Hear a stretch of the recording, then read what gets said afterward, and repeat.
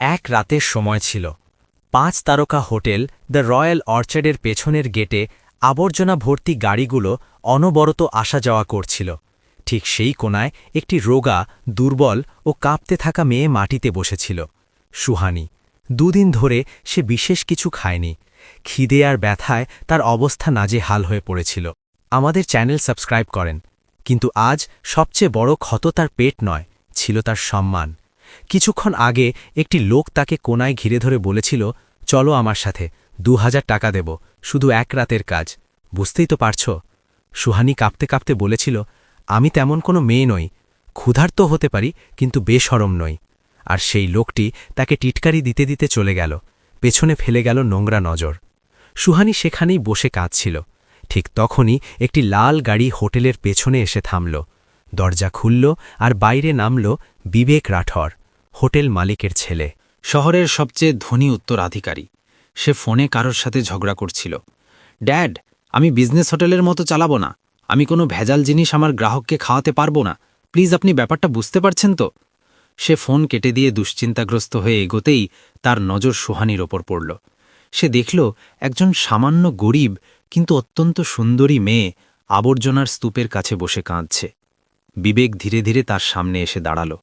সুহানি ভয় পেয়ে বলল, আমি ভিক্ষা চাচ্ছি না, আমি জাস্ট চলে যাচ্ছি। বিবেক শান্ত স্বরে বলল, তোমাকে কি কেউ কষ্ট দিয়েছে? সুহানি কোনো জবাব দিল না, শুধু চোখ সরিয়ে নিল। বিবেক তার কাঁধের ওপর নীল দাগগুলো দেখে ফেলেছিল। তার মনে হালকা একটা ব্যথা অনুভব হল। সে পকেট থেকে টাকা বের করার চেষ্টা করল। তার অভ্যাস ছিল এটা। কিন্তু তারপর থামল। সে ঝুঁকে বসে পড়ল আর জিজ্ঞেস করল, খাবার খাবে? সুহানি চমকে উঠল। ঠিক এই প্রশ্নটাই কিছুক্ষণ আগে তার আত্মাকে আঘাত করেছিল। কিন্তু এই কণ্ঠে লালসা নয়, চিন্তা ছিল। সে খুব নিচু স্বরে বলল, হ্যাঁ, কিন্তু আমি ভিক্ষা নিই না। বিবেক মাথা নাড়ল। তাহলে চাকরি করবে? সুহানির চোখ ছাড়াবড়া হয়ে গেল। চাকরি? ৫ তারকা হোটেলে আমার মতো মেয়ে? বিবেক আরও বলল, দ্য রয়্যাল অর্চার্ডে মানুষের অভাব আছে। তুমি চাইলে আজ থেকেই কাজ শুরু করতে পারো। সুহানির কাছে এটা উপহাস মনে হল। সে তিক্ত স্বরে বলল, এত বড় হোটেলে আমি? লোকে কি বলবে? বিবেক গম্ভীর স্বরে বলল, সেই চিন্তা তুমি করো না। সুহানি চুপ করে রইল। বিবেক তার হাত বাড়িয়ে দিল, চলো। সুহানির মনে ডজন ডজন ভয় জেগে উঠল। কোনো ফাঁদ নয় তো? আগের লোকটির মতো কোনো ব্যাপার নয় তো? কিন্তু বিবেকের চোখে সেই কুচিন্তা ছিল না। হঠাৎ সে বলল, আমি তো কিছু জানি না। বিবেক হালকা হাসল, ঠিক আছে, তোমাকে শেখানো হবে। কয়েক সেকেন্ড নীরবতার পর সুহানি সাহস করে তার হাত ধরল। তারা ভেতরে পৌঁছাতেই ম্যানেজার বলল, স্যার, এই মেয়েটা এই হোটেলে, গ্রাহকরা কি ভাববেন? বিবেকের কণ্ঠ চড়ে গেল, গ্রাহকরা কিছু ভাববেন না, এবং এই মেয়েটি এখন থেকে স্টাফ, বুঝেছেন? ম্যানেজার চুপ হয়ে গেল। বিবেক একজন নারী সুপারভাইজারকে ডাকল এবং বলল, একে পরিষ্কার কাপড় দাও, খাবার দাও এবং কাল থেকে একে কাজ শেখানো শুরু করো। সুহানি যখন গরম খাবার পেল, তার চোখ ভিজে এলো। সে চুপচাপ বসে রইল, হাত কাঁপছিল। বিবেক দূর থেকে দাঁড়িয়ে তাকে দেখছিল। সেও প্রথমবার কোনো অপরিচিতকে সাহায্য করে এমন এক শান্তি পাচ্ছিল যা সে বুঝতে পারছিল না। পরের দিন সকালে হোটেলের কিচেন বরাবরের মতোই শব্দে মুখর ছিল, অর্ডার, টাইমিং, প্রেশার। কিন্তু সেই হট্টগোলের মাঝে সুহানি চুপচাপ দাঁড়িয়েছিল, যেন কোনো ঝড়ের ভেতর থেকে বেরিয়ে এসেছে। সুপারভাইজার আরাধ্যা তাকে দেখল এবং কিছুটা ব্যঙ্গ করে বলল, এখানে কাজ সহজ নয়, তুমি কি কখনো রান্না করেছ? সুহানি শান্ত স্বরে বলল, না, কিন্তু আমি শিখে নেব। তারা তাকে একদম নিচু স্তরের কাজ দিল, থালা বাসন ধোয়া, আবর্জনার ব্যাগ পাল্টানো, মেঝে পরিষ্কার করা। কিন্তু সুহানি একবারও অভিযোগ করেনি। তার হাত ছিলে গেল, আঙুলগুলো লাল হয়ে গেল, ধুতে ধুতে কবজি শক্ত হয়ে গেল। তবুও সে চুপচাপ কাজ করতে থাকল, কারণ বাইরের জীবন এর চেয়ে অনেক বেশি কঠোর ছিল। সন্ধ্যায় বিবেক কিচেনে এলো। সে সুহানিকে দেখল, ভেজা হাতে ইটো বাসন ধোয়ার সময় ঝুঁকে থাকা কোমর, তবুও চোখে এক অদ্ভুত জেদ। বিবেক জিজ্ঞেস করল, ক্লান্ত হয়ে গেছ? সুহানি কিছু বলার আগেই ম্যানেজার চলে এলো এবং বলল, স্যার, আজ ভিআইপি গেস্ট আসছেন। শেফের মেজাজ খারাপ, কাজে কোনো গড়বড় হলে হোটেলের ইমেজ। বিবেক তাকে মাঝপথে থামিয়ে দিল, তুমি তোমার কাজ করো, ওকে বলো মেজাজ ঠিক করে কাজে লেগে যেতে। আর এই মেয়েটি, একে বিরক্ত করার চেষ্টা করো না। ম্যানেজার চুপ হয়ে গেল। কিচেনে হঠাৎ হুলস্থুল পড়ে গেল। শেফ রবি রাগে চিৎকার করছিল, ক্রিম সস পুড়ে গেছে, কোন অপদার্থ এটাকে গ্যাসের ওপর রেখে গিয়েছিল? সবাই ভয় পেয়ে গেল, কেউ এগিয়ে এলো না। সুহানির মনে হলো এই কণ্ঠটি যেন তার আগের জীবনের গালিগালাজের মতো। আরও একটি অভিযোগ, আরও একটি অপমান, কিন্তু সে মৃদু স্বরে বলল, যদি সামান্য দুধ দিয়ে হালকা আঁচে নাড়াচাড়া করেন এবং ওপর থেকে চিনি ছড়িয়ে দেন, তবে তেতোভাবটা কমে যাবে। পুরো কিচেন একদম নিস্তব্ধ। শেফ ক্ষেপে উঠল, তুই আমাকে শেখাবি? তুই জানিসটা কি? বিবেক সব দেখছিল। সে এগিয়ে এলো এবং বলল, করে দেখা যাক। শেফ অনিচ্ছা সত্ত্বেও তাই করল। কয়েক মিনিট পর যখন সস তৈরি হলো, সে চেখে দেখল এবং তার ভ্রু কুচকে ওপরে উঠে গেল। বিবেক জিজ্ঞেস করল, কেমন হয়েছে? শেফ নিষ্পৃহ স্বরে বলল, একেবারে ঠিক, আগের চেয়ে ভালো। সবার নজর সুহানির ওপর স্থির ছিল। সে ঘাবড়ে গিয়ে বলল, আমার মা বলতেন, খাবার নষ্ট করতে নেই, শুধরে নিতে হয়। বিবেক নিচু স্বরে বলল, তোমার ভেতর প্রতিভা আছে সুহানি, খুব ভালো। আরাধ্যা প্রথমবার তার উপর গর্ববোধ করল, কিন্তু মুখে সেটা দেখালো না। রাতের বেলা যখন কাজ শেষ হল, সুহানি লকার রুমে বসেছিল। তার হাতগুলো ব্যথা করছিল, কিন্তু তার ঠোঁটে হালকা হাসি ছিল, হয়তো কয়েক মাস পরে। তখনই দরজা খুলল। বিবেক ভেতরে ঢুকল, হাতে ফার্স্ট এইড বক্স। সুহানি চমকে গেল, আপনি এখানে? বিবেক শান্ত স্বরে বলল, তোমার হাত ধুয়ে নাও, ব্যান্ডেজ করে দিচ্ছি। সুহানি হাত লুকিয়ে বলল, দরকার নেই সাহেব, ব্যথার অভ্যেস আমার আছে। বিবেক নিচু স্বরে বলল, ব্যথা যদি অভ্যাসে পরিণত হয় তবে মানুষ খুশি হতে ভুলে যায়। সে জোর করেনি, শুধু বক্সটি তার দিকে বাড়িয়ে দিয়ে বলল, নিজে করে নাও। সুহানি বক্সটি নিল। বিবেক ঘুরে যেতে লাগল। তখনই সুহানি নিচু স্বরে বলল, আজ প্রথমবার কেউ আমার কথা শুনল, ভালো লাগল। পরের দিন সকালে সুহানি কিচেনে একটু আগে ভাগেই চলে এলো। লোকজন ধীরে ধীরে আসতে শুরু করল, কিন্তু আজ তার দিকে বেশি নজর ছিল। গতকালের সস শুধরে দেওয়ার ঘটনাটি সবার মধ্যে আলোচনার বিষয় হয়ে উঠেছিল। আরাধ্যা এসেই বলল, আজ তুমি সবজি কাটা সেকশনে থাকবে, বাসন ধোয়ার কাজ অন্য কেউ করবে। সোহানি অবাক হয়ে গেল, কিন্তু কালই তো শুরু করলাম আমি। আরাধ্যা হালকা বিরক্তি নিয়ে বলল, দেখো, যাদের মাথায় বুদ্ধি আছে তাদের এগিয়ে রাখতে হয়, এবার কাটো। সোহানি মাথা নিচু করে বলল, ঠিক আছে। সে সবজি কাটতে লাগল। তার হাত দ্রুত চললেও মনোযোগ ছিল আরও তীক্ষ্ণ। শেফ রবি দূর থেকে সব দেখছিল। গতকালের ঘটনায় তার অহংকার আঘাত পেয়েছিল, কিন্তু আজ সে সুহানির মধ্যে আলাদা কিছু অনুভব করছিল। কিছুক্ষণ পর সে কর্কশ স্বরে বলল, আরে মেয়ে, শিমলা লঙ্কা ওভাবে কাটে না, এটা হোটেল, রাস্তার ঠেলাগাড়ি নয়। সুহানির সাথে সাথে ছুরি নিচে রাখল এবং বলল, আপনি দেখিয়ে দিন, আমি তেমন করে নেব। রবি আশা করে নিজে সে তর্ক করবে না। সে বলল, চলো, এইভাবে। সুহানি মন দিয়ে দেখতে লাগল, তারপর আবার কেটে দেখালো। এবার শেফ অনিচ্ছা সত্ত্বেও বলল, ঠিক আছে। দুপুরে হঠাৎ হল থেকে শব্দ এলো, অর্ডার বাতিল করো, এগুলো কি বানিয়েছ তোমরা? ভিআইপি গেস্ট কিচেনে ঢুকে পড়লেন। সবাই ভয় পেয়ে গেল। রবি এগিয়ে গেল, স্যার সমস্যা কি হয়েছে? গেস্ট প্লেটটি টেবিলে আছড়ে ফেললেন। এই পাস্তা ওভারকুকড, এটা 5 স্টার হোটেল নাকি চ্যারিটি কিচেন? নিস্তব্ধতা ছেয়ে গেল। বিবেকও সেই সময় ভেতরে এলো এবং বলল, স্যার আমি দেখছি, আপনি নতুন ডিশ পাচ্ছেন, 2 মিনিট। গেস্ট রাগে বাইরে চলে গেলেন।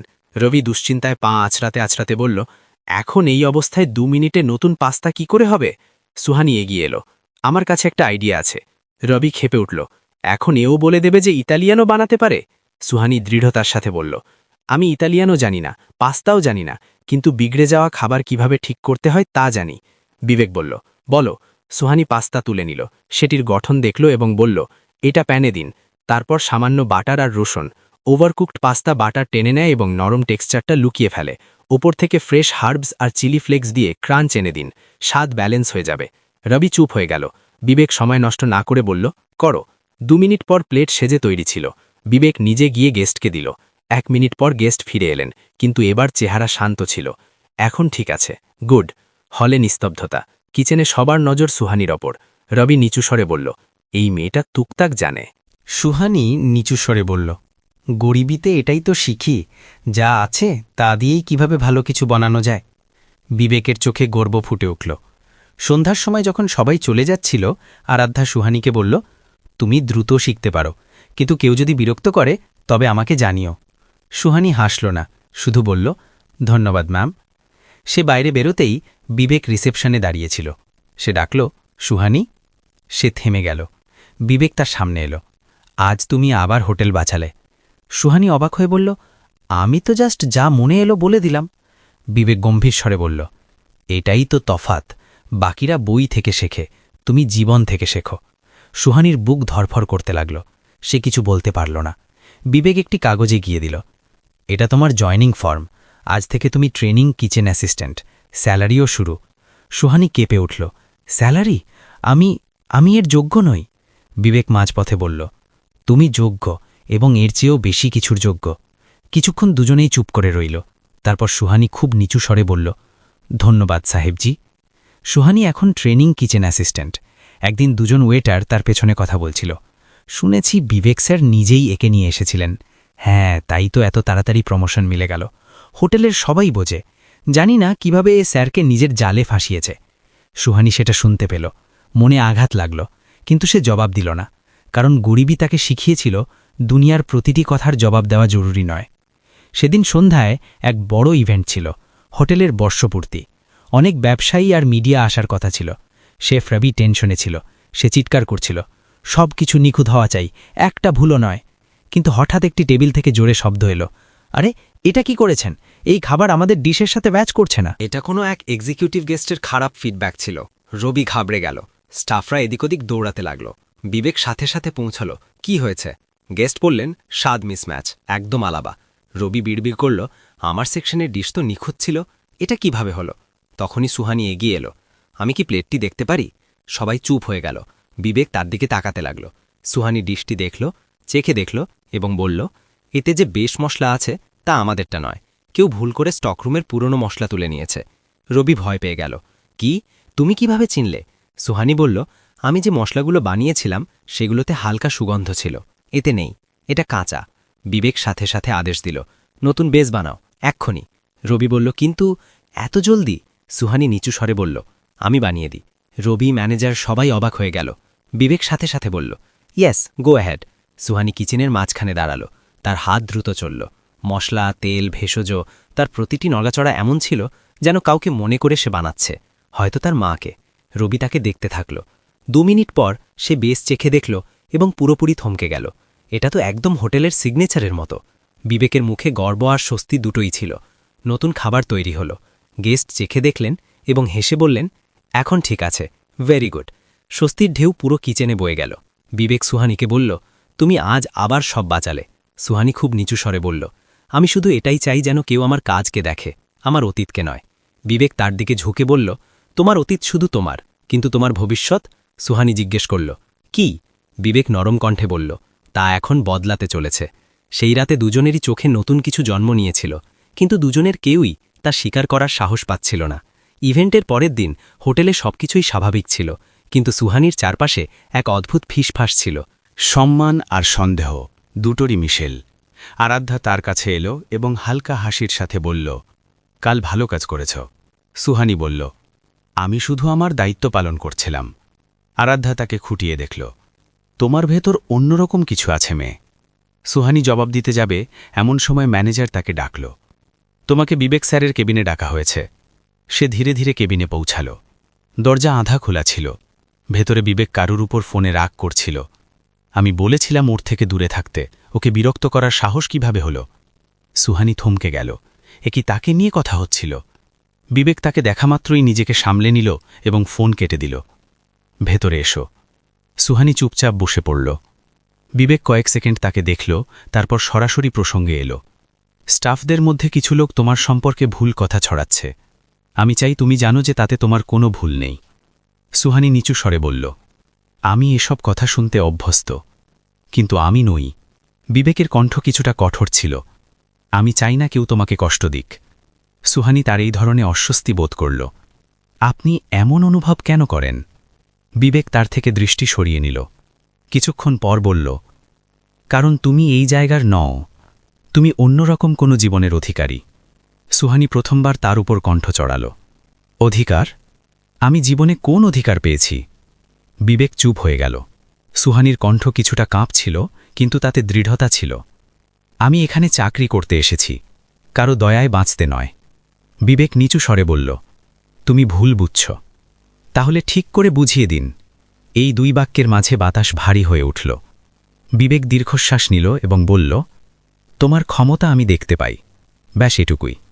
সুহানি মাথা নিচু করে নিল। দুজনের মাঝে না বলা এক টানাপোড়েন ভাসতে লাগল, এবং সেই সংজ্ঞাহীন অনুভূতির ভয়ে বিবেক প্রসঙ্গ পাল্টে দিল, শেফ রবি তোমার সাথে কথা বলতে চায়, যাও। সুহানি উঠে দাঁড়াল, কিন্তু বাইরে বেরোনোর সময় তার পা ছিল ধীর, যেন কেউ পেছন থেকে টানছে। কিচেনের শেফ রবি আশ্চর্যজনকভাবে শান্ত ছিল। সে সুহানিকে চেয়ারে বসতে বলল, কাল তুমি যা করেছ তারপর আমার কাছে তোমাকে আটকানোর কোনো কারণ নেই। সুহানি বুঝতে পারল না কি থেকে আটকানোর। রুবি একটি ফাইল তার দিকে বাড়িয়ে দিল। ট্রেনিং ছেড়ে সরাসরি জুনিয়র কুকের পজিশন, এটা তোমার জন্য প্রমোশন। সুহানি স্তব্ধ হয়ে গেল, শব্দ তার গলায় আটকে গেল। রুবি হেসে বলল, ভয় পেও না, তুমি যোগ্য। সুহানি ফাইলটি ধরল এবং জিজ্ঞেস করল, বিবেক স্যার জানেন? রবি উত্তর দিল, আইডিয়াটা ওনারই ছিল, কিন্তু সিদ্ধান্ত আমার। সুহানি ফাইল নিয়ে বাইরে বেরোল। মনটা ভারীও লাগছিল, আবার হালকাও। রাতে সে একা লকার রুমে বসে ফাইলটি দেখছিল। সেই পাতাগুলোর ভাঁজেই যেন তার অতীত চাপা পড়েছিল। পরের দিন সকালে হোটেলের কিচেনে পরিবেশ আলাদা ছিল। সবাই জানত যে সুহানি এখন জুনিয়র কুক, সেই মেয়েটি যে কয়েকদিন আগে আতপেটা খেয়ে থাকার জন্য ছটপট করত। কিছু লোক চুপ ছিল, কেউ প্রশংসা করছিল আর কেউ হিংসায় জ্বলছিল। কিন্তু সুহানি শান্ত ছিল, যেন সে নিজেও এখনও এই বদলে বিশ্বাস করতে পারছিল না। আরাধ্যা তার কাছে এলো। কখনো ভাবিনি তোমাকে দেখে আমার গর্ব হবে। সুহানি হাসল। কখনো ভাবিনি যে আমি হাসতে পারব। দুজনের মাঝে প্রথমবার এক সত্যিকারের বন্ধুত্বের শুরু হলো। দুপুর পর্যন্ত কাজ স্বাভাবিক ছিল, কিন্তু বিবেক পুরো সকাল কিচেনের আশেপাশে ঘুরঘুর করছিল। নজর সুহানির ওপর পড়ে যাচ্ছিল, তারপর সে নিজেকে সামলে নিচ্ছিল। সন্ধে নাগাদ সুহানি সিগনেচার টুস্টের সাথে একটি নতুন ডিশ বানালো। শেফ রবি চেখে দেখে বলল, এটা শুধু ভালো নয়, এটা মনে রাখার মতো। সুহানি ফাইলটি বুকে চেপে ধরল। প্রথমবার তার মনে হলো সে কোথাও পৌঁছাচ্ছে। কিন্তু এরই মাঝে এক অনাকাঙ্ক্ষিত অতিথি হোটেলে প্রবেশ করল। একজন লোক, নোংরা আলুথালু বেশ, মদের গন্ধ আসছে তার শরীর থেকে। তার চোখ ছিল লাল। টলমর পায়ে সে সরাসরি কিচেনের দিকে এগিয়ে গেল। সুহানি তাকে দেখামাত্রই তার পায়ের তলার মাটি সরে গেল। সে ছিল তার সৎ কাকা, সেই লোক যে তার মাকে বছরের পর বছর ভয় দেখিয়েছে, সেই যে তাকে ঘর থেকে বের করে দিয়েছিল, সেই যার হাত থেকে বাঁচতে সে শহরে পালিয়ে এসেছিল। সে চিৎকার করে বলল, ওই, এখানে লুকিয়ে বসে আছিস তুই? কিচেনে সবাই থেমে গেল। বিবেক দূর থেকে দৌড়ে এলো। কে আপনি? সে কড়া স্বরে জিজ্ঞেস করল। কাকা হাসতে হাসতে বলল, আমি ওর রক্তের সম্পর্ক, আর এই মেয়েটি আমার টাকার দেনাদার। সুহানি টিপে উঠল, কথা বেরোল না। বিবেক তার সামনে গিয়ে দাঁড়াল। এখান থেকে বেরিয়ে যান এক্ষুনি। কাকা গর্জে উঠল, তুই কে মাঝখানে কথা বলার? বিবেকের কণ্ঠ আরও শক্ত হল, আমি এই হোটেলের মালিক। সুহানির হৃৎপিণ্ড যেন থেমে গেল, কিন্তু কাকা চিৎকার করল, এটা আমার জিনিস। ঠিক সেই মুহূর্তে সুহানি চিৎকার করে উঠল। তার কণ্ঠ প্রথমবার এত জোরে শোনা গেল, আমি কারো জিনিস নয়। পুরো কিচেন নিস্তব্ধ হয়ে গেল। সুহানির হাত কাঁপছিল, কিন্তু কণ্ঠ ছিল মজবুত। আমি আপনার দেনাদার নই, আপনার কয়েদি নই, আমি কোথাও যাচ্ছি না। কাকা তার দিকে এগোতেই বিবেক তার পথ আটকে দিল। আর এক পা এগোলে পুলিশ ডাকব। বিবেকের চোখে রাগও ছিল, সুহানির জন্য ভয়ও ছিল। ঠিক সেই মুহূর্তে সিকিউরিটি চলে এলো এবং সেই লোকটিকে বাইরে নিয়ে গেল। যাওয়ার সময় কাকা চিৎকার করে বলল, তুই ফিরে আসবি, তোর সত্যিটা সবার সামনে। বিবেক গর্জে উঠে বলল, আর একটা শব্দ বললে এখান থেকেই জেলে যাবি। দরজা বন্ধ হল, আর বাইরে নীরবতা ছড়িয়ে পড়ল। সুহানি সেখানেই দাঁড়িয়ে রইল, ঘন ঘন নিঃশ্বাস, চোখ ভেজা। বিবেক তার কাছে এলো, খুব ধীর আর নরম স্বরে জিজ্ঞেস করল, তুমি ঠিক আছো? সুহানি মাথা নাড়ল, মিথ্যে করে। চোখের জল তার গালে গড়িয়ে পড়ল। বিবেক তার চোখের জল মোছার চেষ্টা করল না, শুধু তার সামনে দাঁড়িয়ে রইল, যেন বলতে চাইল যে সে একা নয়। সুহানি ফিসফিস করে বলল, আমি এখান থেকে আবার চলে যাওয়ার ভয় পাচ্ছি। বিবেক তার চোখে চোখ রেখে বলল, তাহলে যেও না, এই জায়গা এখন তোমার, এবং আমিও। সুহানি থেমে গেল। আপনি? বিবেক প্রথমবার দ্বিধাহীনভাবে বলল, হ্যাঁ, আমি তোমার পাশে থাকব, তুমি আমাকে যেখানেই রাখো।